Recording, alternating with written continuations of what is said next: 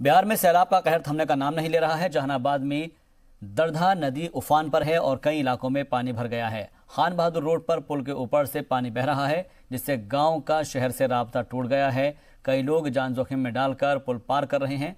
जाफरगंज, गौरक्षणी, धनगावा, लालसी बीघा, घटकन समेत कई गांव के लोगों को शहर जाने के लिए लंबी दूरी तय करनी पड़ रही है। बंद होया हुआ है, पुल नीचे रहने से आपको पानी पुल पर चढ़ा हुआ है और हंगामा और जहानाबाद जोड़ता है वो रास्ता आपका ब्लॉक हो गया, रास्ता भी बाधित हो गया। पूरा बात। कब से पानी चढ़ा है? पानी आपको करीब 10 बजे रात में चढ़ा, 10:30 बजे। छपरा में 10 ब्लॉक के 495 गांव बाढ़ से मुतासिर है और तकरीबन 7.5 लाख की आबादी सैलाब का सितम झेल रही है। इंतजामिया ने 182 कश्ती, 8 मोटरबोट और 3 एनडीआरएफ की टीम लगाई है, जिसमें जिले में 69 मेडिकल कैंप, 8 मवेशी कैंप बनाए गए हैं। जिले में 13 कम्युनिटी किचन चलाए जा रहे हैं। इसके बावजूद तरैया के सैलाब मुतासरीन परेशान हैं। लोगों के घरों में अभी भी पानी भरा हुआ है। लोगों का कहना है कि इंतजामिया के इंतजाम नाकाफी है। गोपालगंज में बाढ़ की विभीषिका के बाद सारण में भी जो है बाढ़ की स्थिति विकराल होते गई थी, लेकिन राहत की बात यह है कि अब जलस्तर में कुछ कमी आई है। लोग जो है घर अपने वापस लौटने लगे हैं। आप देख सकते हैं हम अभी तरैया के SS 90 पे हैं। एक लंबी कतार जो है लोगों की है जो अपने घर बार को छोड़ के और सड़कों पे ही अपनी ज़िंदगी को जो है जी रहे हैं। इनके लिए सरकारी व्यवस्थाएं जो है वो काफ़ी नाकाफ़ी साबित हो रहे हैं। तो ऐसे में समाज के प्रबुद्ध लोग जो है वो मदद के लिए आगे आई हैं। आप बताएंगे क्या कर रही हैं आज आप? आज हम लोग अपनी तरफ से राहत की जो सामग्री है वो पैकेट लेके आए हैं और यहाँ जो भी बाढ़ से फंसे हुए जो टेंट लगा कर रोड पे हैं उन सबको हम लोग वितरण कर रहे हैं।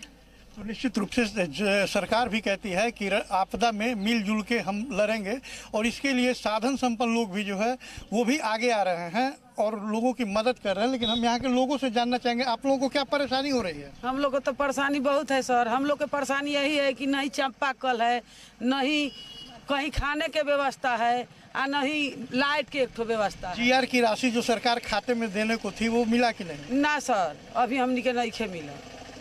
रुआ का परेशानी बा? यहाँ कुछ ना मिले, दिक्कत का होता है? दिक्कत होता जो ना बाती बा, ना कॉल बा, ना कुछ बा। बत्ती उत्ती तो जलत रहे ना? जरत रहे सब 4 दिन चल गई। तो आपदा के दिनों में सरकार के द्वारा जो भी व्यवस्थाएं की गई हैं वो काफ़ी नाकाफी साबित हो रही है, जिसके चलते लोगों का आक्रोश जो है ये भी बढ़ रहा है। अब देखने वाली बात ये होगी कि प्रशासन इन लोगों के मदद के लिए कब आगे आता है। कैमरा पर्सन विपिन के साथ राकेश कुमार सिंह, जी मीडिया, छपरा। मुजफ्फरपुर के इंडस्ट्रियल एरिया में बारिश ने म्युनिसिपल कॉर्पोरेशन के दावों की पोल खोल दी है। इंडस्ट्रियल इलाके में पानी निकालने में म्युनिसिपल कॉर्पोरेशन नाकाम रहा है। इंडस्ट्रियल सेंटर ऑफिस कैंपस तक में पानी भरा है। बेला इलाके का ड्रेनेज सिस्टम फेल हो गया है। बड़े पंप मशीन के सहारे पानी को निकाला जा रहा है।